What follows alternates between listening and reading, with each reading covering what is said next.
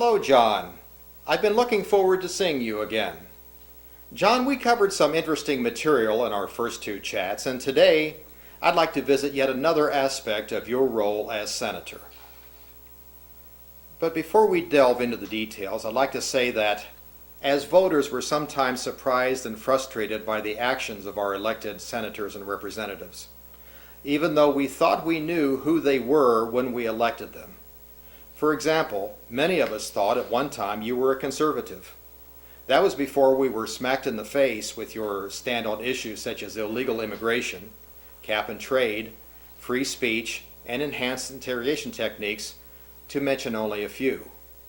It's disturbing when our horse in the race turns out to be a genetic hybrid, or maverick, as you're fond of calling yourself, rather than the genuine quarter horse we thought we voted for. It's even more disturbing when we learn that our horse in the race has dabbled on the dark side.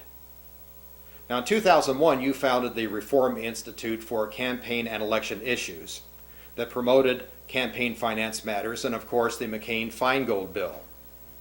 In 2003, through his organization, the Open Society, George Soros gave $150,000 to your institute. The purpose of the McCain-Feingold bill and of George Soros was to limit issue advertising by grassroots organization. By doing that, the mainstream media was to be given free rein to push their Democrat candidates and issues. This manipulation of the media has hurt Republican candidates and conservative causes. John, don't tell me you didn't know that George Soros was behind that $150,000 of funding. Now, who's George Soros? Let's let Bill O'Reilly tell us. Buying political power. That is the subject of this evening's Talking Points memo. Factor has been investigating far-left billionaire George Soros, a man who wants to impose a radical left agenda on America. And under the radar, he is making great progress.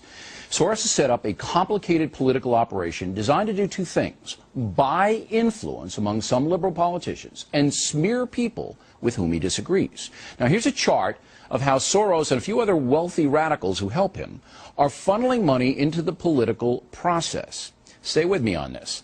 Most of Soros's political money flows through his Open Society Institute. You see it there on the left, which is almost unlimited funding. Since 2001, according to federal documents, the Open Society Institute has given nearly $20 million to the Tides Foundation, right below that, an astounding amount. Now, Tides, in turn, funnels the money to a variety of radical hatchet men who are all well paid. For example, Tides has donated millions to the vile propaganda outfit Media Matters, which specializes in distorting comments made by politicians, pundits, and media people. Media Matters is an internet site, but directly feeds its propaganda to some mainstream media people, including elements at NBC News, columnists Frank Rich and Paul Krugman at the New York Times, columnist Jonathan Alter at Newsweek, and Bill Moyers at PBS. In fact, as president of the Schumann Center Foundation, Moyers oversaw at least a $500,000 transfer of money to Media Matters. We'll have more on that tomorrow.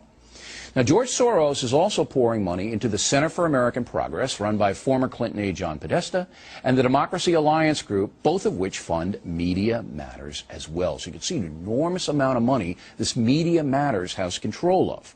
Finally, George Soros has given the radical left organization Move On many, many millions of dollars. This group actively supports liberal politicians like Howard Dean and John Edwards. It also organizes demonstrations promoting left-wing causes. So you can see how powerful this guy Soros has become. He can smear anyone he wants in a variety of ways. His organizations can raise millions for politicians who will do his bidding. Thus, he can demand that politicians running for office do what he tells them to do. If a liberal politician doesn't toe the Soros line, he or she will be denied funding and brutally attacked. Just ask Senator Joseph Lieberman about what Move On and Media Matters did to him. According to the 2006 book, The Shadow Party is the real power driving the Democrat machine.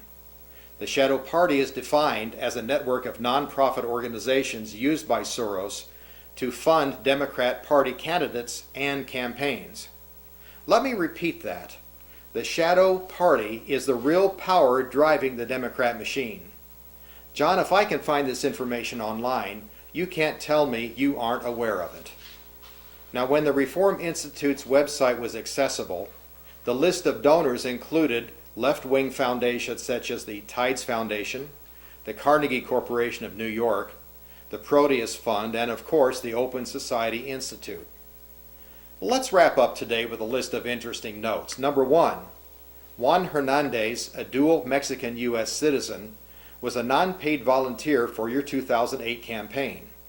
He served in former Mexican President Vicente Fox's cabinet and aggressively favored an open border policy. A recent report lists Hernandez as a senior fellow at your Reform Institute. Why would you have him working on your campaign, and why had he been an integral member of your nonprofit? Number two, Arianna Huffington served on your Reform Institute's advisory committee and has long acted as a front for George Soros' campaign finance reform efforts. Why was she on your advisory committee? Number three, George Soros wants to limit political speech. So did you with your McCain-Feingold bill. Number four, George Soros wants open borders. So did you with your McCain-Kennedy amnesty bill in 2007. Number five, George Soros wants to control energy. So do you with your McCain-Lieberman bill, support of global warming and cap and trade. At this point in history, we need candidates who will work to preserve the values that our country was founded upon. And we used to think that you were one of those candidates, John. The last 18 months have proven we don't need any more leftist ideas from Washington. Come November, we're going to make the right choice. Sorry, John, you stopped being right for us a long time ago.